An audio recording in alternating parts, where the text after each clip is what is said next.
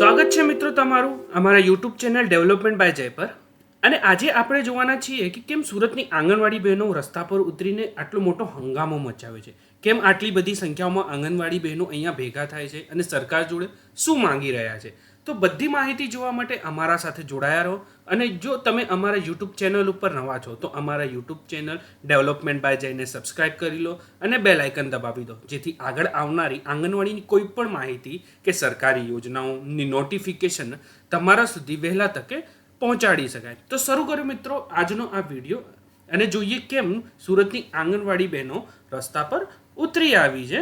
આ વિડીયો મારફતે સમાચાર સુરતના છે, જે આંગણવાડી બહેનો અને કર્મચારીઓ રસ્તા પર ઉતરી આવ્યા છે કેમ કે છેલ્લા ઘણા સમયથી પગાર વધારાની માંગ થઈ રહી હતી અને ગુજરાત હાઈકોર્ટ દ્વારા હુકુમ આપ્યો હતો, એટલે કે પરિપત્ર એમણે પાસ કર્યું હતું કે આંગણવાડી બહેનોની પગાર વધારવામાં આવે. તો અને અત્યાર સુધી પગાર વધારવામાં આવ્યો નથી, જેથી હાઈકોર્ટે જે હુકુમ આપ્યો છે તેની તત્કાલ ધોરણે અમલ કરવામાં આવે તેવી રજૂઆત કરવામાં આવી રહી છે અહીંયા. અને આ બધી બહેનોએ મળીને સુરત જિલ્લાના કલેક્ટરને પત્ર લખીને પણ અરજી કરવામાં આવી છે.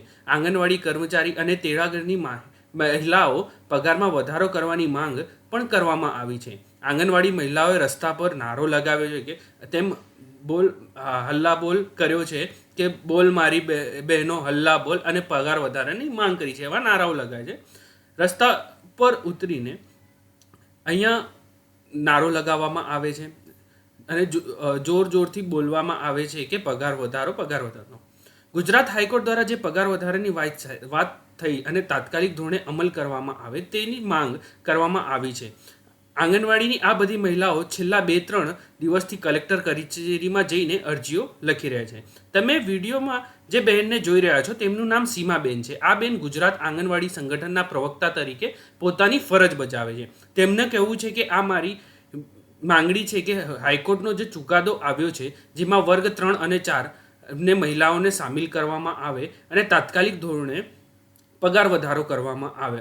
ગયા મહિને પરિપત્ર પાસ થયું હતું પણ અત્યાર સુધી પગાર વધારો થયો નથી, જેમાં હાઈકોર્ટે ચુકાદો આપ્યો છે કે વર્કર બહેનોના 24,000 અને તેડાગર બહેનોના 20,000 પગાર કરવામાં આવે. પણ આ વાતને 2 થી 3 મહિના વીતી ગયા પણ અત્યાર સુધી પગાર વધારો કરવામાં આવ્યો નથી અને કામનું બોજ દિવસે દિવસે વધતો જાય છે, પણ અમારી પગારમાં વધારો કરવામાં આવતો નથી.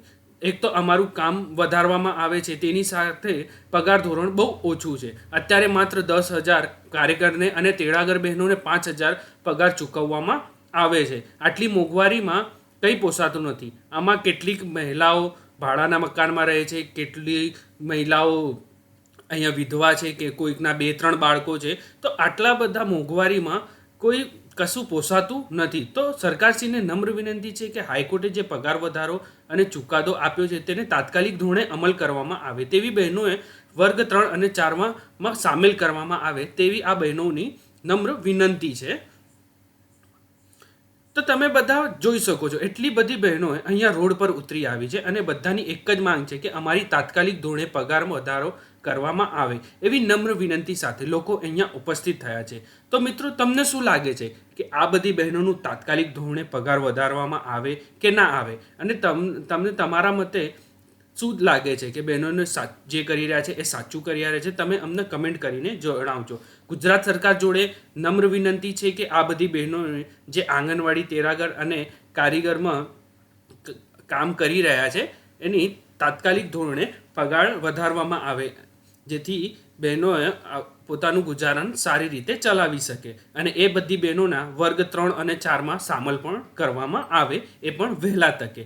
જો મિત્રો તમને અમારો આ વિડીયો સારો લાગ્યો હોય અને તમને આ વિડીયો કામનો લાગ્યો હોય તો તમે અમારા યુટ્યુબ ચેનલ ડેવલપમેન્ટ બાય જઈને સબસ્ક્રાઇબ કરી દો અને બેલ આઇકન દબાવી દો, જેથી આગળ આવનારી કોઈ પણ માહિતી તમારા સુધી વહેલા તકે પહોંચાડી શકાય. આંગણવાડીની ખબર અને માહિતી જાણવા માટે અમારા યુટ્યુબ ચેનલ ડેવલપમેન્ટ બાય જઈને સબસ્ક્રાઇબ કરી લો અને બેલ આઇકન દબાવી દો. આભાર.